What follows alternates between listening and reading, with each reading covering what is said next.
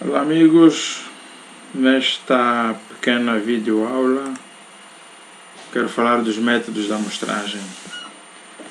Portanto, todos os métodos que são usados para a seleção de indivíduos a partir de um grande conjunto. Portanto, quando se tem uma população de indivíduos que estão agrupados segundo uma determinada característica e nós pretendemos selecionar uma amostra, então vamos usar os métodos de amostragem. Estes métodos de amostragem podem ser agrupados em dois conjuntos. Por um lado, os métodos probabilísticos, por outro lado, os métodos não probabilísticos. A diferença é que nos métodos probabilísticos, cada indivíduo de uma população tem igual probabilidade de fazer parte da amostra, enquanto que nos métodos não probabilísticos tudo depende praticamente do pesquisador, do indivíduo que seleciona a amostra. Nos métodos não probabilísticos destacamos esses três. Portanto, a amostragem por voluntários, a amostragem por acesso fácil e a amostragem intencional.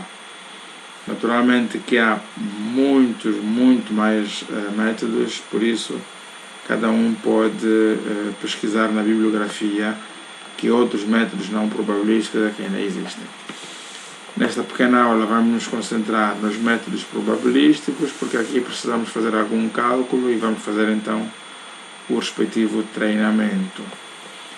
O método da amostragem aleatória simples trata-se de um sorteio ou rifa. É um método de facto bastante simples, todo mundo usa. Vamos passar para a amostragem sistemática. Para este método há um pressuposto, há uma condição de base, condição de partida, é que os indivíduos têm que estar inseridos numa lista. A numeração tem que ser conhecida, isso é fundamental. O cálculo passa por três passos. No primeiro passo, nós devemos calcular o intervalo de amostragem K, pode ser outro símbolo, dividindo o tamanho da população pelo tamanho da amostra. Portanto, os indivíduos vão ser selecionados de K em K. Este valor de K deve ser arredondado sempre por defeito. Por quê? Porque se nós arredondarmos, digamos assim, por excesso, podemos correr o risco de chegar até o último indivíduo da lista e não termos ainda o tamanho da amostra pretendida.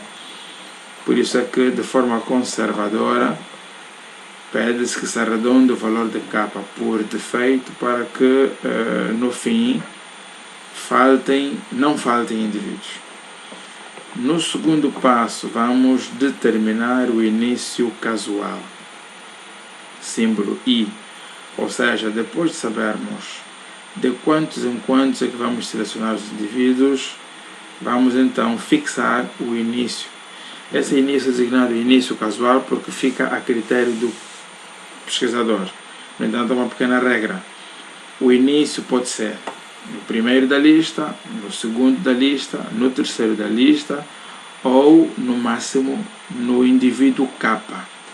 Portanto, não se deve selecionar os indivíduos a partir de um que tenha uma numeração superior ao valor de K. Se, por exemplo, K é igual a 5, nós não podemos começar por selecionar o indivíduo sexto, a começar pelo sexto. Assim, no fim, poderá faltar indivíduos.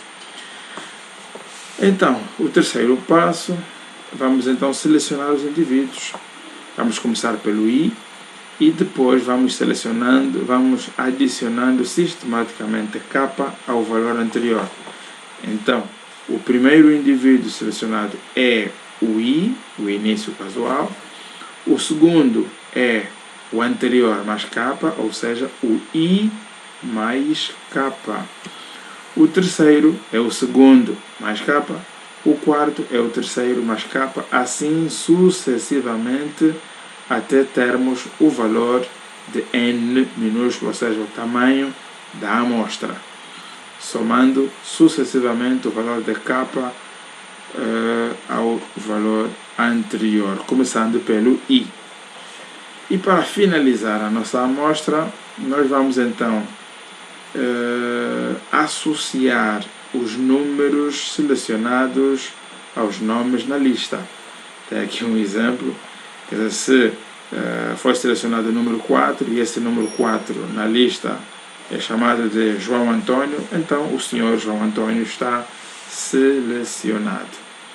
E assim temos a amostragem sistemática. A seguir, a amostragem estratificada. Esse método é adequado para as populações que estão subdivididas em estratos e quando há o objetivo, quando se tem como objetivo colocar na amostra todos os elementos dos estratos, ou seja, a amostra deve ser constituída por elementos que venham de todos os estratos, à base de um princípio de representatividade. Então, a amostragem estratificada é o método adequado para sabermos quantos indivíduos vamos tirar de cada estrato. Ora, este método também é designado como método do quem tem mais, dá mais. Isso quer dizer que os estratos que na população têm maior tamanho também terão na amostra maior número de indivíduos. Por isso, o primeiro passo é calcular o fator de proporcionalidade de cada estrato. A fórmula é idêntica à fórmula da frequência relativa. Portanto, tamanho da amostra dividido pelo tamanho da população. Temos o fator de proporcionalidade do extrato. Portanto, esse tamanho da amostra é o tamanho do extrato.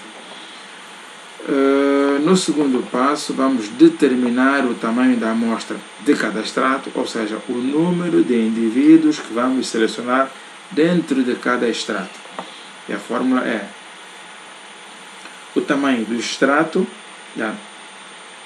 a amostra, o número de indivíduos a selecionar no extrato é igual, obtém-se multiplicando o fator de proporcionalidade do extrato pela amostra total, N total. E no terceiro passo, nós vamos então calcular a composição final da amostra, ou seja, conhecendo o número de indivíduos a selecionar de cada extrato, teremos a amostra total. Basta, para isto, somar o número de indivíduos a selecionar em cada extrato. No extrato 1, no extrato 2, no extrato 3, no extrato I. Vamos ter então o total de indivíduos.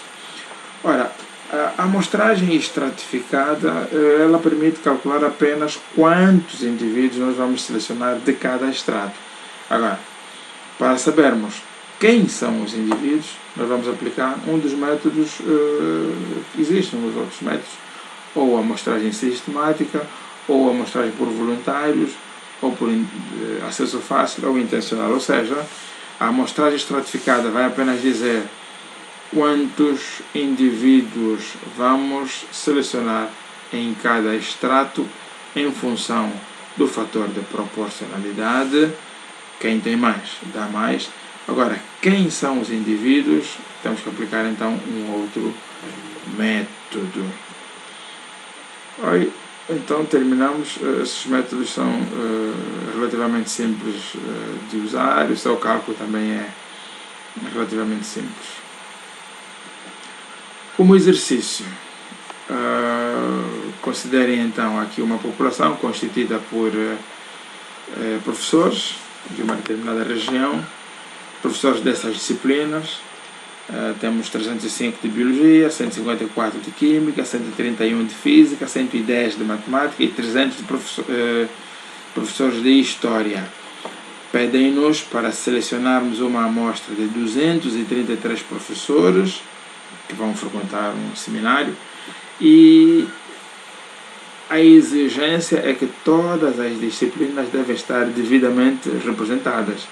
Significa que temos que aplicar aqui o método da amostragem estratificada para sabermos quantos indivíduos vão ser retirados de cada extrato. Aqui está a solução. Aplicando a amostragem estratificada, vamos selecionar 71 professores de Biologia, 36 de Química, 30 de Física, e 26 de Matemática e 70 de História. Portanto, façam esse cálculo e depois, quem são os 71 de Biologia? Apliquem a amostragem sistemática ou a amostragem não probabilística, ou ainda o método de sorteio. Mas aqui eu peço que apliquem a amostragem sistemática. No exercício 2, devem pesquisar outros métodos de amostragem não probabilísticos. Métodos de amostragem não probabilísticos, portanto, dizendo qual é o nome do método, em que circunstâncias é que é usado e como é que é usado. Aqui termina então essa pequena videoaula. Sucessos. Boa aprendizagem.